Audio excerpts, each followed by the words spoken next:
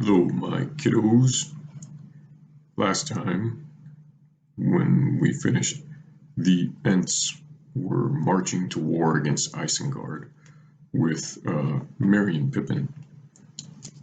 And that was the end of chapter 4. Now we're at chapter 5, The White Rider. Okay, here we go. My very bones are chilled, said Gimli, flapping his arms and stamping his feet. Day had come at last. At dawn, the companions had made such breakfast as they could. Now in the growing light, they were getting ready to search the ground again for signs of the hobbits. And do not forget that old man, said Gimli. I should be happier if I could see the print of a boot. Why would that make you happy, said Legolas. Because an old man with feet that leave marks might be no more than he seemed, answered the dwarf. Maybe, said the elf, but a heavy boot might leave no print here. The grass is deep and springy. That would not baffle a ranger, said Gimli. A bent blade is enough for Aragorn to read, but I do not expect him to find any traces. It was an evil phantom of Saruman that we saw last night. I am sure of it, even under the light of morning. His eyes are looking out on us from Fangorn even now, maybe. It is likely enough, said Aragorn, yet I am not sure. I am thinking of the horses. You said last night, Gimli, that they were scared away, but I did not think so. Did you hear them, Legolas? Did they sound to you like beasts in terror? No, said Legolas. I heard them clearly, but for the darkness and our own fear, I should have guessed that they were beasts wild with some sudden gladness. They spoke as horses will when they meet a friend that they have long missed. So I thought, said Aragorn, but I cannot read the riddle, unless they return. Come, the light is growing fast. Let us look first and guess later. We should begin here, near to our own camping ground, searching carefully all about and working up the slope toward the forest. To find the hobbits is our errand, whatever we may think of our visitor in the night. If they escape by some chance, then they must have hidden in the trees, or they would have been seen. If we find nothing between here and the eaves of the wood, then we will make a last search upon the battlefield and among the ashes. But there is little hope there. The horsemen of Rohan did their work too well. For some time the companions crawled and groped upon the ground. The tree stood more mournfully above them, its dry leaves now hanging limp and rattling in the chill easterly wind. Aragorn moved slowly away. He came to the ashes of a watchfire near the river bank, and then began to retrace the ground back towards the knoll where the battle had been fought. Suddenly he stooped and bent low with his face almost to the grass. Then he called the others. They came running. Here at last we find news, said Aragorn. He lifted up a broken leaf for them to see, a large pale leaf of golden hue, now fading and turning brown. Here's a Malorn leaf of Lorien,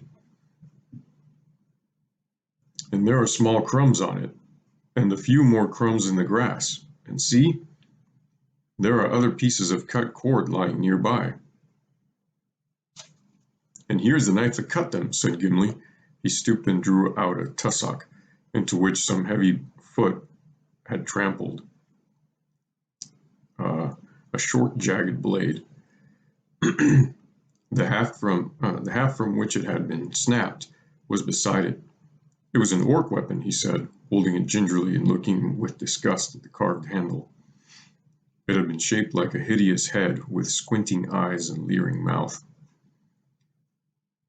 Well, here is the strangest riddle that we have yet found, exclaimed Legolas.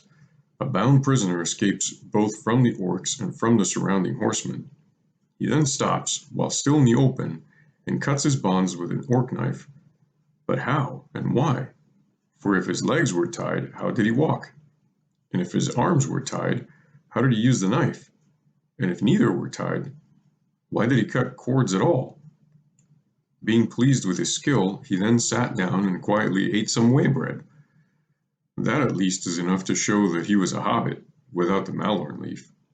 After that, I suppose, he turned his arms into wings and flew away, singing into the trees. It should be easy to find them. We only need wings ourselves." "There was sorcery here right enough," said Gimli. "What was that old man doing? What have you to say, Aragorn, to the reading of Legolas? Can you better it?" "Maybe I could," said Aragorn, smiling. "There are some other signs near at hand that you have not considered. I agree that the prisoner was a hobbit. He must have had either legs or hands free before he came here. I guess that it was hands, because the riddle then becomes easier, and also because, as I read the marks, he was carried to this point by an orc. Blood was spilled here, a few paces away, orc blood. There are deep prints of hoofs all about this spot, and signs that a heavy thing was dragged away. The orc was slain by horsemen, and later his body was hauled to the fire. But the hobbit was not seen. He was not in the open, for it was night, and he still had his elven cloak. He was exhausted and hungry, and it is not to be wondered at that. When he had cut his bonds with the knife of his fallen enemy, he rested and ate a little before he crept away. But it is a comfort to know that he had some lembas in his pocket, even though he ran away without gear or pack. That, perhaps, is like a hobbit. I say he, though I hope and guess that both Merry and Pippin were here together. There is, however, nothing to show that for certain." "And how do you suppose that either of our friends came to have a hand free?" asked Gimli. "I do not know how it happened," answered Aragorn, "nor do I know why an orc was carrying them away. Not to help them to escape, we may be sure. Nay, rather I think that I now begin to understand the matter that has puzzled me from the beginning. Why, when Boromir had fallen, were the orcs content with the capture of Merry and Pippin? Did they not seek out the rest of us, nor attack? They did not seek out the rest of us, nor attack our camp, but instead they went with all speed towards Isengard. Did they suppose they had captured the ring-bearer and his faithful comrade? I think not. Their masters would not dare give such plain orders to orcs. Even if they knew so much themselves, they would not speak openly to them of the ring. They are not trusty servants.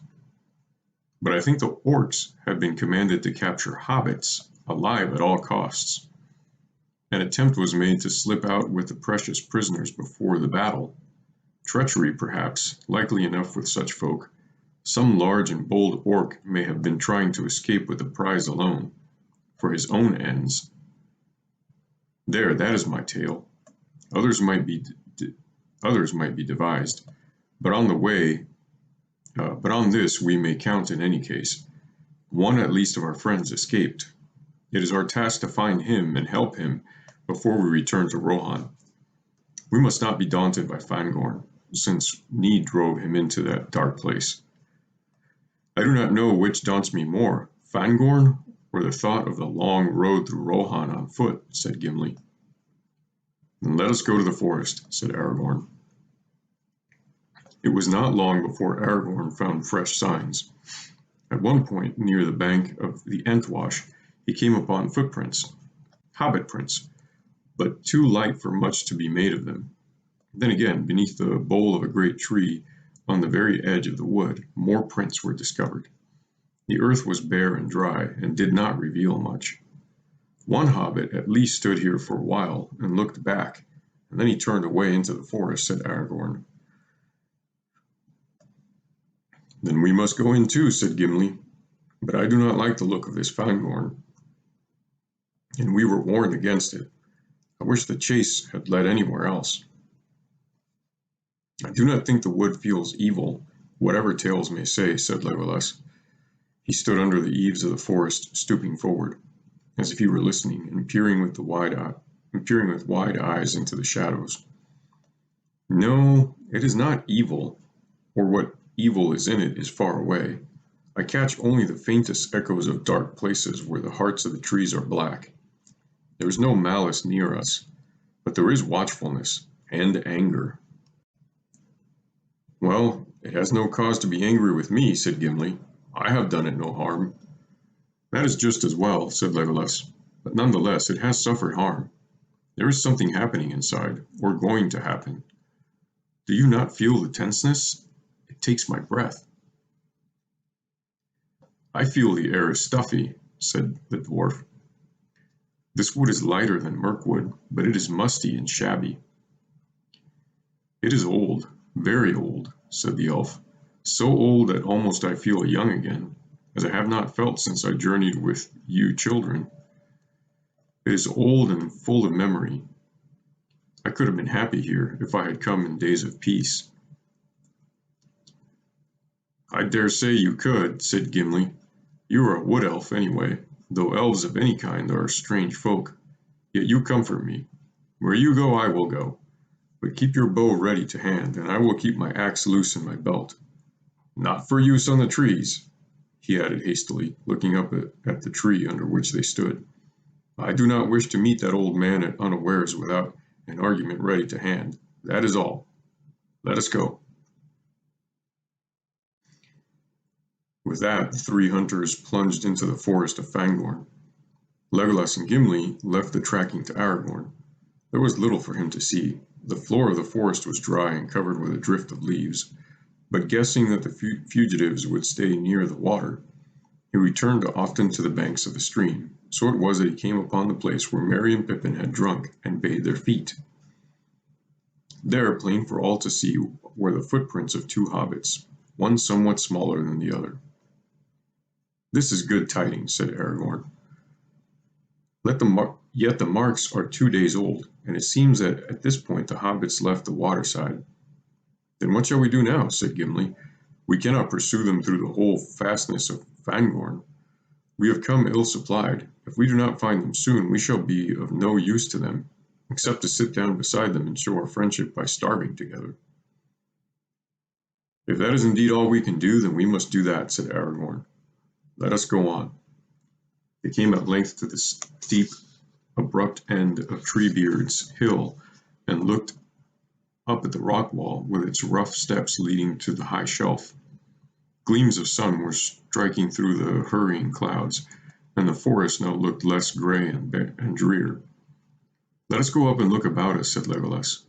I still feel my breath short. I should like to taste a freer air for a while. The companions climbed up. Aragorn came at last, moving slowly. He was scanning the steps and ledges closely. I am almost sure that the hobbits have been up here, he said. But there are other marks, very strange marks, which I do not understand. I wonder if we can see anything from this ledge which will help us guess which way they went next. He stood up and looked about, and he saw nothing that was of any use. The shelf faced southward and eastward, but only on the east was the view open. There he could see the heads of the trees descending in ranks towards the plain from which they had come. We have journeyed a long way round, said Legolas. We could all have come here safe together if we had left the great river on the second or third day and struck west. Few can foresee whither their road will lead them till they come to its end. But we did not wish to come to Fangorn, said Gimli. Yet here we are, and nicely caught in the net, said Legolas. Look! Look at what? Said Gimli. There in the trees. Where? I have not elf eyes. Hush! Speak more softly. Look, said Legolas, pointing. Down in the wood, back in the way that we have just come, it is he. Cannot you see him, passing from tree to tree? I see now, hissed Gimli. Look, Aragorn, did I not warn you? There is the old man, all in dirty gray rags. That is why I could not see him at first. Aragorn looked and beheld a bent figure moving slowly. It was not far away. It looked like an old beggar man, walking wearily, leaning on a rough staff. His head was bowed, and he did not look towards them. In other lands they would have greeted him with kind words, but now they stood silent, each feeling a strange expectancy. Something was approaching that held a hidden power, or menace. Gimli gazed with wide eyes for a while. A step, as step by step the figure drew nearer. Then suddenly, unable to contain himself longer, he burst out, "Your bow, Legolas! Bend it! Get ready! It is Saruman! Do not let him speak, or put a spell on us! Shoot first!" Legolas took his bow and bent it, slowly as if some other will resisted him. He held an arrow loosely in his hand, but did not fit it to the string. Aragorn stood silent. His face was watching and intent. "Why are you waiting? What is the matter with you?" said Gimli in a hissing whisper. "Legolas is right," said Aragorn quietly.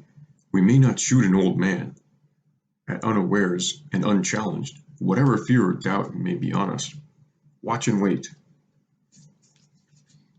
At that moment the old man quickened his pace and came with surprising speed to the foot of the rock wall. And suddenly he looked up, while they stood motionless looking down. There was no sound. They could not see his face. He was hooded, and above the hood he wore a wide-brimmed hat, so that all his features were overshadowed, except for the end of his nose and his gray beard. Yet it seemed to Aragorn that he caught the gleam of eyes keen and bright from within the shadow of the hooded brows. At last the old man broke the silence. "Well met indeed, my friends," he said in a soft voice. "I wish to speak to you. Will you come down, or shall I come up?" Without waiting for an answer, he began to climb. "Now!" cried Gimli. "Stop him, Legolas!" "Did I not say that I wished to speak to you?" said the old man. "Put away that bow, Master Elf." The bow and arrow fell from Legolas's hands, and his arms hung loose at his sides. "And you, Master Dwarf, pray take your hands from your axe haft, till I am up. You will not need such arguments."